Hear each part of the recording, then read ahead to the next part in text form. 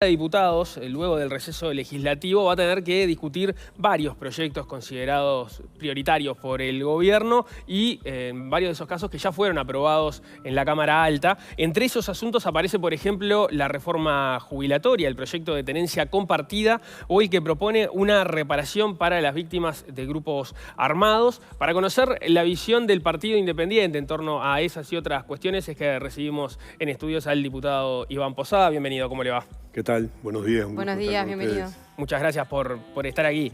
Empecemos por la reforma jubilatoria, que es como el gran tema que tiene el Parlamento, si miramos cuáles son los planes del gobierno para lo que queda del periodo. ¿Cómo se para el Partido Independiente en torno a esta discusión y el proyecto en concreto que recibieron de la Cámara Alta? Bueno, nosotros participamos activamente después de conocido el anteproyecto que fue entregado a todos los partidos políticos. Es notorio que a nivel de la coalición de gobierno tuvimos muy diversas instancias en las que tuvimos la oportunidad de plantear, digamos, aquellas observaciones que a nuestro juicio merecía el anteproyecto. Y bueno, esas observaciones fueron recogidas en este proyecto que ingresa al Parlamento y que recibe la aprobación de la Cámara de Senadores. O sea que desde ese punto de vista nosotros tenemos una total identificación con esa propuesta de reforma previsional que ha enviado el Poder Ejecutivo. Ustedes no tuvieron la posibilidad de participar de la instancia de discusión en el Senado, la van a tener ahora en diputados. En ese sentido, ¿tienen previsto algún planteo concreto o están satisfechos con el texto que afloró? Digamos, nosotros tuvimos instancias previas Claro. al ingreso de este proyecto donde, digamos, acordamos en definitiva lo que está establecido en este proyecto de ley que ingresó al Senado, que ha tenido algún ajuste porque es una ley obviamente compleja, pero que en líneas generales está representando lo que son los acuerdos llevados adelante a nivel de la coalición de gobierno. Es decir, que nos comprenden a todos los partidos políticos que integramos la coalición de gobierno. Tanto Alfi como Saldain y también la ministra Arbelecha han planteado que esta reforma, si bien implica que se trabaje por 5 años más, no va a alterar lo que cobran los ciudadanos en materia de jubilaciones. A lo sumo lo mantendrán o incluso cobrarán más. Y esto fue desmentido por el PIT-CNT, que presentó otras proyecciones que de hecho afirman justamente lo contrario, que la gente va a trabajar más y va a cobrar menos. ¿Cómo hace la ciudadanía para creer en un relato o en otro? ¿El gobierno tiene garantías para asegurar que nadie va a cobrar menos? Bueno, sin duda que esto viene de proyecciones realizadas por los propios equipos del Banco de Previsión Social, que son los que han estado constantemente, incluso en estas instancias en las que yo hacía referencia respecto a reuniones de la coalición, recibimos todo lo que eran las proyecciones y lo que se nos asegura es que no va a haber, en definitiva, jubilaciones menores, obviamente teniendo en cuenta que sí hay un aplazamiento de la jubilación, que en lugar de los 60 años, ese derecho recién se consagra a partir de los 65. Pero hay que recordar también que esto, para una gran cantidad de gente, no entra en vigencia hasta dentro de muchos años. O sea que desde ese punto de vista también tenemos que tenerlo presente, de que allí realmente vamos a tener la posibilidad de corroborar lo que son estos datos. Nosotros confiamos en la información que se nos ha proporcionado desde el propio Banco de Previsión Social. Ahí con ese argumento de que la reforma en realidad va a entrar en vigencia o los efectos principales van a estar en un plazo bastante largo hacia adelante, ¿por qué el apuro de discutirla tan rápido, por lo menos en el trámite parlamentario, ¿no? El proceso ha sido mucho más largo porque tuvo la instancia de la comisión de expertos que generó varios documentos, recibió muchas comisiones, después estuvo la discusión más política en torre ejecutiva y se recibieron inquietudes de parte de los partidos de la coalición, pero en lo estrictamente parlamentario va casi que express, casi que con los tiempos de una ley de urgente consideración, ¿no? A ver, como tú decías, esto ha sido un largo proceso. Desde la integración del comité de expertos, el conocimiento de aquel documento donde se estableció el diagnóstico de la situación y todo el proceso que llevó desde la elaboración de un anteproyecto y después la discusión a nivel de la coalición de gobierno, discusión que se planteó y se ofreció a todos los partidos políticos, porque acá al mismo tiempo que los partidos de la coalición conocíamos el anteproyecto, lo conocía también el Frente Amplio. O sea que esto ha tenido un largo proceso. Yo me puedo remitir a lo que era mi experiencia parlamentaria. La anterior reforma previsional, la ley 16.713, tuvo un proceso similar. Es decir, una vez que ingresó al Parlamento, tuvo digamos, un trámite parlamentario relativamente corto, breve, porque en realidad son un proyecto de reforma previsional es un sistema, es la reforma de un sistema y como tal, digamos, los componentes, los artículos están definiendo una situación en base a un determinado modelo, que es lo que en definitiva se lleva a la práctica. Sí, por tanto, en aquel caso, en realidad, la experiencia había sido, se había ido consolidando el proyecto y trabajando en el gobierno anterior, en el gobierno de la calle, se aprueba ni bien comienza el gobierno de Sanguinetti, ¿no? En realidad el proyecto se genera en los primeros meses del gobierno de Sanguinetti. Durante el gobierno de la calle, los distintos proyectos que se habían presentado habían fracasado, no habían tenido votos. En cambio, este proyecto que se generó al comienzo del gobierno de Sanguinetti fue enviado al Parlamento a mitad del año 1995 y en ese año fue que se aprobó y entró a regir a partir de abril del 96. ¿Y proyecta que se pueda dar algún escenario político que implique que esta reforma no se apruebe en este gobierno y qué consecuencias eso podría implicar para el futuro gobierno? A ver, primero hablemos de lo último que tú planteabas. Las consecuencias están a la vista, es decir, hay claramente un incremento cada vez mayor de los recursos que se deben destinar a la seguridad social como consecuencia del déficit.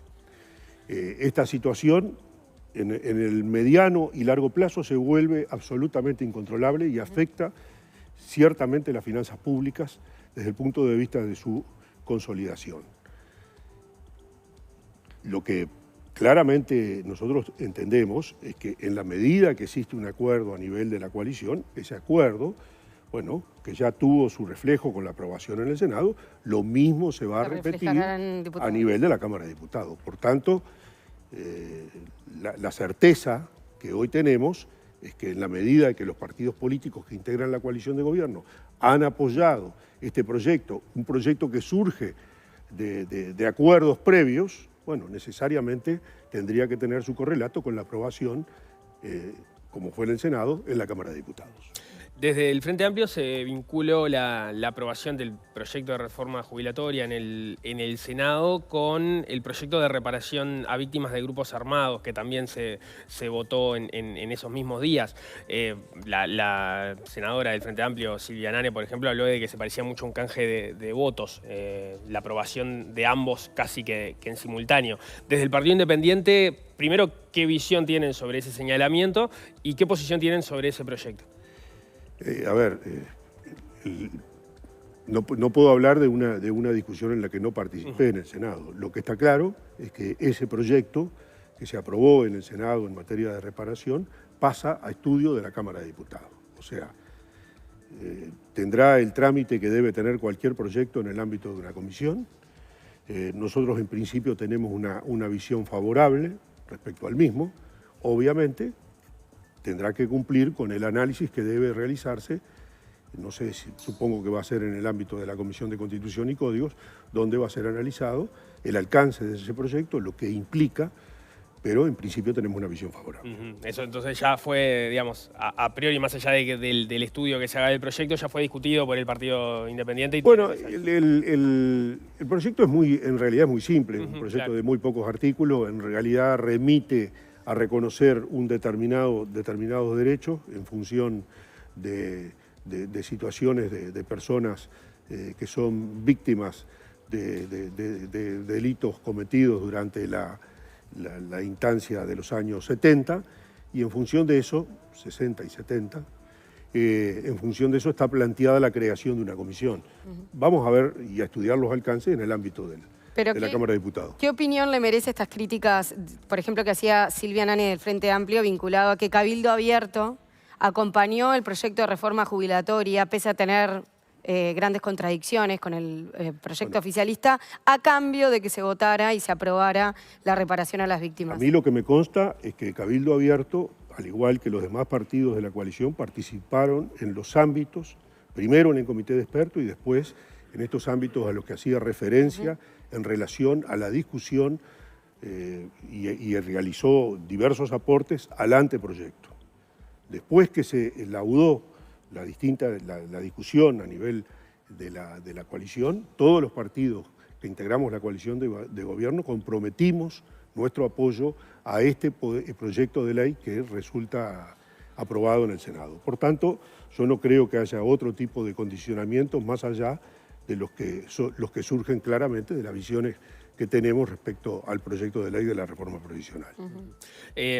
Otro de los proyectos que mencionábamos que va a tener que resolver la Cámara de Diputados tiene que ver con el de tenencia compartida. La posición del Partido Independiente ahí ha sido distinta y ha estado desalineado con la coalición. No es el único legislador en ese sentido que tiene una posición diferente. Primero, es un tema que no es una posición de la coalición. Está bien. ¿Ah? Es una buena aclaración.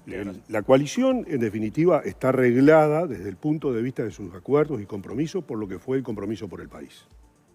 Este tema no estaba dentro de los que, digamos, nos comprometimos a llevar adelante. Fueron proyectos que surgieron del Partido Nacional y del Cabildo Abierto y las bancadas lo unieron y terminó siendo votado en el Senado. Exactamente, que fue presentado. Había proyectos del Partido Nacional, de Cabildo Abierto y terminó haciéndose un acuerdo en el Senado. Con votos de la coalición. Con votos de la coalición. Nosotros tenemos una visión muy negativa de ese proyecto. En primer lugar, porque los problemas que se han generado en materia de tenencia se han generado a partir de la aprobación de la ley 19.580, la ley de violencia hacia las mujeres con un enfoque de género. Porque en esa ley se hicieron modificaciones desde el punto de vista del proceso que claramente entran en contradicción con lo que establece el propio Código de la Niñez y la Adolescencia. ¿Podemos explicarlo? En este sentido, establece una serie de medidas de prevención donde los niños pasan a ser nuevamente con una mirada de objeto y no de sujeto de derecho como está establecido en el Código de la Niñez y la Adolescencia.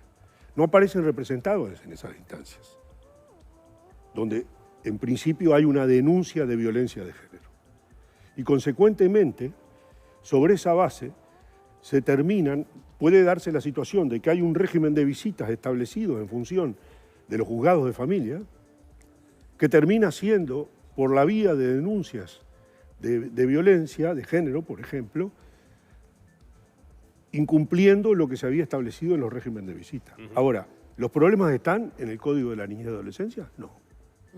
Los problemas se generan a partir de la ley 19.580, que es la que hay que modificar. Ahora usted alude, por ejemplo, ante una denuncia de violencia de género, violencia intrafamiliar por parte de una mujer, supongamos, que se apliquen medidas cautelares que impliquen la suspensión, por ejemplo, del régimen de visitas.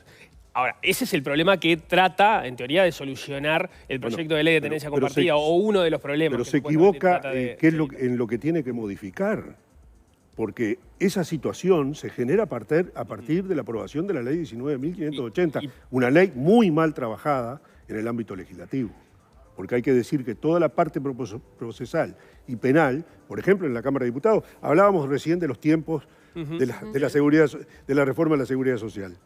¿Ustedes saben en cuánto tiempo fue aprobada en la Cámara de Diputados? ¿En cuánto? Ingresó a la Cámara de Diputados, la Cámara de Diputados fue la segunda Cámara. Ingresó a la Cámara de Diputados el 5 de diciembre de 2017. El 7 se aprobó en comisión. Una ley de estas características, un proyecto de ley de estas características debió haber sido estudiado por la Comisión de Constitución y Código. No, se derivó a la Comisión de Género de la Cámara de Diputados. El 7 se aprobó y el 12 de diciembre se estaba tratando en la Cámara de Diputados y aprobando. Por lo pronto tuvo discusión. Fue una ley express, una ley express. ¿Y de qué manera entonces entiende usted que se debe solucionar este problema? Se debe modificar aspectos vinculados a la ley 19.580 en cuanto a las medidas cautelares. Para nosotros debe prevalecer en cualquier caso la visión de los juzgados de familia. Acá tenemos una situación donde el Código de Proceso Penal, el nuevo Código de Proceso Penal, que pasó a ser acusatorio en lugar de inquisitivo, empezó a regir en noviembre del año 2017. Resulta que 50 días después, el Parlamento de la República aprueba una ley que en lo que refiere a la violencia de género vuelve al sistema inquisitivo. Es realmente, esta ley tiene varios problemas. Ahora, solucionemos los problemas o modifiquemos los problemas que tiene esta ley. Usted dice que vuelve al sistema inquisitivo porque en definitiva aplica las medidas cautelares como primer medida a tomar. Exacto, por ejemplo. Ahora, entiendo perfectamente desde el punto de vista teórico lo que está planteando. Ahora, desde el punto de vista práctico, la situación que tenemos es: una madre llega con una denuncia de violencia doméstica ante un juez y el juez tiene que resolver qué hace con el niño de esa familia. Bueno, y el niño pasa a ser de nuevo un objeto de la situación, no un sujeto de derecho. Pero es más sujeto de derecho si no se aplican medidas cautelares. Lo que pasa es que debiera haber un representante del niño en ese juicio, para empezar. Y lo segundo es que si hay... Eso está establecido por el proyecto de ley de tenencia compartida, ¿no? Que haya un... El representante del menor. Bueno, el representante menor existe, ¿no? Sale... La idea de los representantes menores sale del Código de la Niñez y Adolescencia, donde justamente el niño pasa a ser sujeto de derechos. Por eso existe hoy. El régimen de la corresponsabilidad de crianza, que tanto se habla, en realidad está establecido en el artículo 14 como un principio general en el Código de la Niñez y Adolescencia. Ahí no hay novedad. Por eso, o sea, tanto es así que este proyecto de ley que se aprobó en el Senado remite hace referencia a la Convención de los Derechos del Niño y al artículo 14 cuando habla de la corresponsabilidad de crianza. O sea, en realidad se está modificando para solucionar los problemas generados por otra ley, se está modificando el Código de la Niñez y Adolescencia. Esa es una visión que nosotros no compartimos. Nosotros lo que creemos es que debe modificarse la ley 19.580 en aquellos aspectos que se contrapuso al Código de la Niñez y Adolescencia. O sea, volviendo a la situación concreta, en el momento que se presenta la denuncia, que aparezca un defensor del menor que en ese caso vele por los intereses del niño y pida que o se suspendan o no el régimen de visitas o el tipo de medidas cautelares que entienda necesario. Pero además... ¿Eso no está funcionando hoy en día con la legislación actual? Hoy tenemos una situación donde, por un lado, están, digamos, los juzgados de familia y, por otro lado, estos juzgados especializados de género. Y se puede dar la situación donde hay una determinada visión establecida por los juzgados de familia, por ejemplo, estableciendo un régimen de visita, que termina cayendo por una decisión de un juzgado especializado de género. Ahí está, es decir, hay una situación que realmente... Pero en teoría son dos expedientes distintos, el del menor y el de la violencia de género. Sí, pero a ver, todo el tratamiento del tema me parece que merece una óptica global y no una óptica particular. Y ese es el problema que tiene esta ley 19.580, que es la que hay que modificar. Antes de eso, ¿qué ocurría? ¿Cómo se daba una situación de ese caso? Y eso iba al juzgado de familia.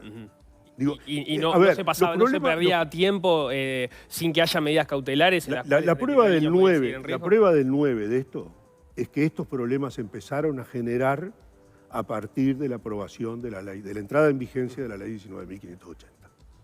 El Código de la Niñez y Adolescencia se aprobó en el año 2004. Y hasta el año 2018 no había habido problemas de esta naturaleza. Bien. El problema está generado por una ley mal trabajada y que introduce realmente cambios que desde nuestro punto de vista son perniciosos. Iván Posada, diputado del Partido Independiente, muchísimas gracias por estos minutos. Muy amable. Muchas gracias a ustedes. Muy amable.